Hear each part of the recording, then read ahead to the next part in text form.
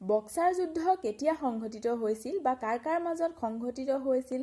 বা ভাৰতৰ ইতিহাসত বক্সাৰ যুদ্ধৰ গুৰুত্ব কি আছিল আদি বিষয়বোৰ লৈ আজিৰ ভিডিঅ'টো আপোনালোকৰ বাবে আগবঢ়াইছোঁ। নমস্কাৰ, মই নয়নজ্যোতিয়ে আপোনালোক সকলোকে লাৰ্ণ হিষ্ট্ৰী ইউটিউব চেনেললৈ স্বাগতম জনাই আহকচোন আজিৰ ভিডিঅ'টো আৰম্ভ কৰোঁ। মোৰ পূৰ্বৰ ভিডিঅ'ত আলোচনা কৰিছিলোঁ 1757 চনৰ পলাচী যুদ্ধৰ ওপৰত। যিহেতু পলাচী যুদ্ধত আমি আলোচনা কৰিছিলোঁ যে যি বেংগলৰ নবাব চিৰাজউদ্দৌলাক বিশ্বাসঘাতকতা কৰা হৈছিল বা তেওঁৰ যিসকল আত্মীয় বা যেনেকৈ আমি তেওঁ এজন সেনাপতি মীৰ জাফৰৰ কথা ক'ব পাৰোঁ। মীৰ জাফৰে যুদ্ধৰ আৰম্ভণিতে ইংৰাজৰ পক্ষ গ্ৰহণ কৰি চিৰাজউদ্দৌলাক বিশ্বাসঘাতকতা কৰিছিল আৰু সেয়েহে অতি কম সময়তে বা অতি সহজে চিৰাজউদ্দৌলাই যুদ্ধত পৰাস্ত হ'বলগীয়া হৈছিল। আৰু যুদ্ধৰ শেষত যি মীৰ জাফৰ আৰু ইংৰাজৰ যি সন্ধি বা যি চুক্তি হৈছিল, সেই চুক্তি বা সন্ধি মতে মীৰ জাফৰক পলাচী যুদ্ধৰ পৰৱৰ্তী সময়ছোৱাত 1757 চনত বেংগলৰ নবাব হিচাপে নিযুক্তি প্ৰদান কৰা হৈছিল। আৰু সেয়েহে মীৰ জাফৰে ইংৰাজৰ অধীনত তেওঁ ইংৰাজসকলৰ বা কোম্পেনীৰ হাতৰ পুতলা হিচাপে তেওঁ কাম কৰি গৈছিল। যিহেতু তেওঁ বেংগলৰ কাৰণে কোনো ধৰণৰ পদক্ষেপ বা কোনো ধৰণৰ বিশেষ কাম তেওঁ কৰা নাছিল। আৰু তেনে সময়ছোৱাতে 1760 চনত মীৰ জাফৰৰ এজন জোঁৱায়েক আছিল, তেওঁৰ নাম আছিল মীৰ কাছিম। আৰু মীৰ কাছিম আৰু কোম্পেনীৰ মাজত মিলিত প্ৰচেষ্টাত বা এটা সন্ধিৰ বা এটা চুক্তিমতে তেওঁলোকৰ মীৰ কাছিমে 1760 চনত মীৰ জাফৰৰ ঠাইত বা বেংগলৰ নবাব হিচাপে নিজকে প্ৰতিষ্ঠা কৰিবলৈ সক্ষম হৈছিল। আৰু সেই 1760 চনৰ পৰাই বা মীৰ কাছিমৰ সময়ছোৱাৰ পৰাই বা মীৰ কাছিমে বেংগলৰ ওপৰত যি ইংৰাজসকলৰ প্ৰভাৱ বা ইংৰাজসকলৰ যি প্ৰভাৱ, সেই প্ৰভাৱ তেওঁ দূৰ কৰিবলৈ বা মুক্ত কৰিবলৈ বিচাৰিছিল। আৰু সেয়েহে তেওঁৰ যি কাৰ্যকাল আছিল, মীৰ কাছিমৰ যি বেংগলৰ নবাব হিচাপে কাৰ্যকালৰ সময়ছোৱাত তেওঁ কিছুমান বিশেষ পদক্ষেপ ল'বলৈ বা বিশেষ কিছুমান কাম তেওঁ কৰিছিল। তাৰ কাৰণসমূহ আমি ক'ব পাৰোঁ বা তাৰ কামসমূহ আমি ক'ব পাৰোঁ যে মীৰ কাছিমে প্ৰথম অৱস্থাত বেংগলৰ যিখন সেই সময়ছোৱাত বেংগলৰ যি ৰাজধানী আছিল, বেংগলৰ ৰাজধানী মুৰ্ছিদাবাদৰ পৰা তেওঁৰ ৰাজধানীখন মুংগেৰলৈকে তেওঁৰ ৰাজধানী স্থানান্তৰ কৰিছিল। আৰু মীৰ কাছিমে বেংগলৰ ৰাজধানী স্থানান্তৰ কৰাৰ প্ৰধান উদ্দেশ্য আছিল বুলি যদি আমি ক'বলৈ যাওঁ বা প্ৰধান উদ্দেশ্য কেৱল মাত্ৰ ইংৰাজসকলৰ যি বেংগলৰ ওপৰত যি প্ৰভাৱ আছিল, সেই প্ৰভাৱ মুক্ত কৰাৰ উদ্দেশ্যৰে তেওঁ বেংগলৰ ৰাজধানী মুৰ্ছিদাবাদৰ পৰা মুংগেৰলৈকে স্থানান্তৰ কৰিছিল। আৰু দ্বিতীয়তে আমি ক'ব পাৰোঁ যে যিহেতু ইংৰাজসকলে বেংগলৰ লগত বাণিজ্য কৰাৰ সুবিধা মোগলসকলৰ সম্ৰাট বা যি মোগলসকলৰ শাসক ফাৰুক ছিয়াৰ আছিল, ফাৰুক ছিয়াৰ সময়ছোৱাত 1717 চনত ইষ্ট ইণ্ডিয়া কোম্পানীয়ে বেংগলৰ লগত বাণিজ্যিক সুবিধা লাভ কৰিছিল। আৰু তেতিয়াৰ পৰাই তেওঁলোকে বেংগলৰ লগত বিনা কৰে তেওঁলোকে বেংগলৰ লগত বাণিজ্যিক সুবিধা ভোগ কৰি আছিল। আৰু সেই সময়ছোৱাত মীৰ কাছিমে 1760 চনত তেওঁ বেংগলৰ নবাব হিচাপে কাৰ্যনিৰ্বাহ কৰাৰ লগে লগে তেওঁ যি অন্যান্য যিসকল জনসাধাৰণ আছিল বা যোনসকল বেপাৰ বাণিজ্যৰ লগত জড়িত লোক আছিল, তেওঁলোককো বিনা কৰে তেওঁলোকে কৰবিহীনভাৱে ব্যৱসায় কৰাৰ সুবিধা প্ৰদান কৰিছিল। আৰু এই দুই ধৰণৰ যি কাৰ্য ব্যৱস্থা আছিল বা যি কাৰ্য আছিল মীৰ কাছিমৰ, সেই কাৰ্য দুয়োটাই ইংৰাজসকলক খুব সচকিত কৰিছিল বা তেওঁলোকে মীৰ কাছিমৰ বিৰোধিতা কৰিবলৈ ধৰিছিল। কাৰণ মীৰ কাছিমে ইংৰাজসকলৰ বিৰুদ্ধাচৰণ কৰি তেওঁ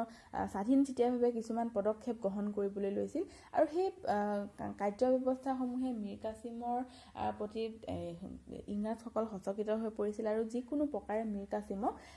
বেংগলৰ নবাবৰ গাদীৰ পৰা অপসাৰণ কৰিবলৈ বা ক্ষমতাচ্যুত কৰিবলৈ তেওঁলোকে চেষ্টা কৰি আছিল। আৰু তেনে সময়ছোৱাতে 1763 চনত এটা গুৰুত্বপূৰ্ণ ভাৰতৰ ইতিহাসৰ এটা গুৰুত্বপূৰ্ণ ঘটনা সংঘটিত হৈছিল, যাক পাটনাৰ কাণ্ড বুলি কোৱা হয়। 1763 চনত ইংৰাজসকলৰ আমি এজন অধিকাৰী বুলি ক'ব পাৰোঁ, তেওঁ আছিল ইলিছ। আৰু ইলিছে পাটনাত স্থিত যি মীৰ কাছিমৰ সৈন্যবাহিনী বা মীৰ কাছিমৰ বিৰুদ্ধে এটা অভিযান আৰম্ভ কৰিছিল আৰু সেই অভিযানত মীৰ কাছিমে ইলিছক পৰাস্ত কৰিবলৈ সক্ষম হৈছিল আৰু ইলিছ সেই আক্ৰমণটোত তেওঁ হত্যা কৰা হৈছিল আৰু সেই পাটনাৰ কাণ্ডৰ ঘটনাৰ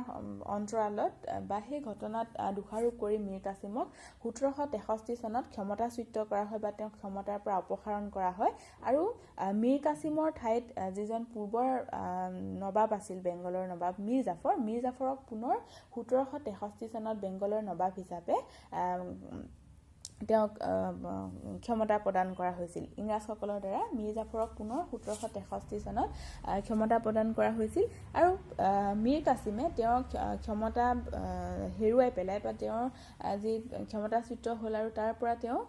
পাটনাৰ পৰা পলাই গৈ তেওঁ অৱধৰ শাসকৰ ওচৰ চাপিছিল অৱধৰ শাসক সেই সময়ছোৱাত আছিল চুজাউদ্দৌলা আৰু চুজাউদ্দৌলাৰ ওচৰ পাইছিলগৈ বা চুজাউদ্দৌলাৰ কাষ চাপিছিল আৰু সেই সময়ছোৱাতে মোগলসকলৰ শাসক আছিল দ্বিতীয় শাহ আলম চুজাউদ্দৌলা আৰু মীৰ কাছিমৰ তিনিটা শক্তিৰ যুটীয়া প্ৰচেষ্টাত তিনিটা শক্তিৰ মিত্ৰ গোটত তেওঁলোকে তিনিওটা শক্তিয়ে ব্ৰিটিছসকলৰ বিৰুদ্ধাচৰণ কৰি তেওঁলোকে যুদ্ধৰ অভিমুখে গতি কৰিছিল কিন্তু ইতিমধ্যে ইংৰাজসকলৰ সেনাবাহিনী 1764 চনৰ 12 আগষ্ট তাৰিখে বিহাৰৰ এখন ঠাই আছিল বক্সাৰ আৰু সেই বক্সাৰ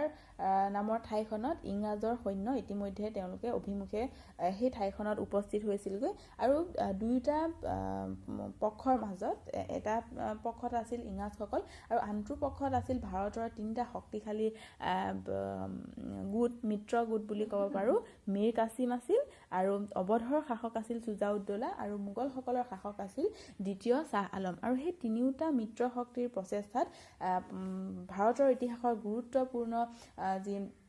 যুদ্ধ বক্সাৰ যুদ্ধ বুলি যাক কোৱা হয় আৰু সেই বক্সাৰ নামৰ ঠাইখনত যুদ্ধখন হোৱাৰ কাৰণে যুদ্ধখনক বক্সাৰ যুদ্ধ বুলি অভিহিত কৰা হয় 1764 চনৰ 12 অক্টোবৰ তাৰিখে বক্সাৰ যুদ্ধ সংঘটিত হৈছিল কিন্তু তিনিওটা শক্তিকে ইংৰাজে পৰাস্ত কৰিবলৈ সক্ষম হৈছিল আৰু যুদ্ধৰ শেষত 1765 চনত এলাহাবাদৰ সন্ধি ইংৰাজসকলে স্বাক্ষৰ কৰিছিল এলাহাবাদৰ সন্ধি মোগলসকলৰ শাসক দ্বিতীয় বাহাদুৰ শ্বাহৰ লগত প্ৰথমখন এলাহাবাদ সন্ধি স্বাক্ষৰ কৰা হৈছিল 1765 চনৰ 12 আগষ্ট তাৰিখে মোগলসকলৰ শাসক দ্বিতীয় শাহ আলমৰ লগত ইংৰাজসকলে প্ৰথম এলাহাবাদ সন্ধি কৰিছিল আৰু সেই প্ৰথম এলাহাবাদ সন্ধিৰ চুক্তি অনুসৰি বংগ বিহাৰ আৰু উৰিষ্যাৰ ওপৰত ইংৰাজসকলে পূৰ্ণ স্বাধীনতা লাভ কৰিছিল যিহেতু পূৰ্বৰ সময়ছোৱাৰ পৰা তেওঁলোকে কিছু পৰিমাণে বা বেপাৰ বাণিজ্যিক সম্পৰ্ক তেওঁলোকৰ আছিল কিন্তু বক্সাৰ যুদ্ধৰ পৰিণতিত বা বক্সাৰ যুদ্ধৰ পৰৱৰ্তী সময়ছোৱাত বংগ বিহাৰ আৰু উৰিষ্যাৰ ওপৰত তেওঁলোকে পূৰ্ণ স্বাধীনতা লাভ কৰিছিল ইংৰাজসকলে তাৰ উপৰিও যি মোগলসকলৰ যি শাসক আছিল দ্বিতীয় শাহ আলমক বছৰি 26 লাখ টকাৰ পেঞ্চন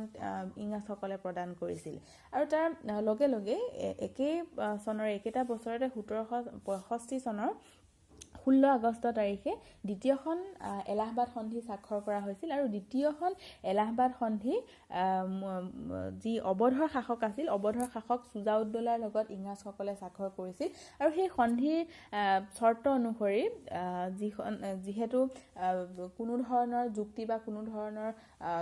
কাৰণ নোহোৱাকৈ চুজাউদ্দৌলাই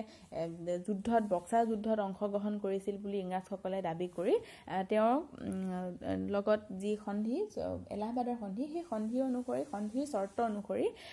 চুজাউদ্দৌলাই ইংৰাজসকলক কাৰা আৰু এলাহাবাদ নামৰ প্ৰদেশ দুখন এৰি দিব লগা হৈছিল আৰু সেই প্ৰদেশ দুখন ইংৰাজে নি পেলাই মোগলসকলৰ লগত মোগলসকলৰ সাম্ৰাজ্যৰ লগত চামিল কৰিছিল আৰু তাৰ উপৰিও চুজাউদ্দৌলাই 50 লাখ টকাৰ যুদ্ধৰ ক্ষতিপূৰণ দিব লগা হৈছিল আৰু তেনেধৰণে যি বক্সাৰ যুদ্ধৰ গুৰুত্ব আছিল সেই বক্সাৰ যুদ্ধৰ পৰৱৰ্তী সময়ছোৱাত ইংৰাজসকলে যি বেংগলৰ ওপৰত পূৰ্ণ স্বাধীনতা লাভ কৰিছিল বা তেওঁলোকৰ যি ক্ষমতা সেই ক্ষমতা স্থায়ী হিচাপে পৰিগণিত হৈছিল আৰু তাৰ উপৰি 1765 চনৰ পৰা ইংৰাজসকলে বেংগলৰ ওপৰত দ্বৈত শাসন ব্যৱস্থা বা ডুৱেল গভৰ্ণমেণ্ট তেওঁলোকে আৰম্ভ কৰিছিল আৰু সেই দ্বৈত শাসন ব্যৱস্থা 1765 চনৰ পৰা 1772 চনলৈকে চলিছিল আৰু তাৰ পৰৱৰ্তী সময়ছোৱাত বা পৰৱৰ্তী ভিডিঅ'ত মই বেংগলৰ ওপৰত যি দ্বৈত শাসন চৰকাৰ বা দ্বৈত শাসন ব্যৱস্থাৰ ওপৰত আলোচনা কৰিম আজিৰ ভিডিঅ'টোত ইমানখিনি আছিল যদি আপোনালোকে মোৰ ভিডিঅ'টোৰ পৰা উপকৃত হৈছে তেন্তে লাইক কৰিব কমেন্ট কৰিব শ্বেয়াৰ কৰিব আৰু সাবস্ক্ৰাইব কৰিবলৈ নাপাহৰিব ধন্যবাদ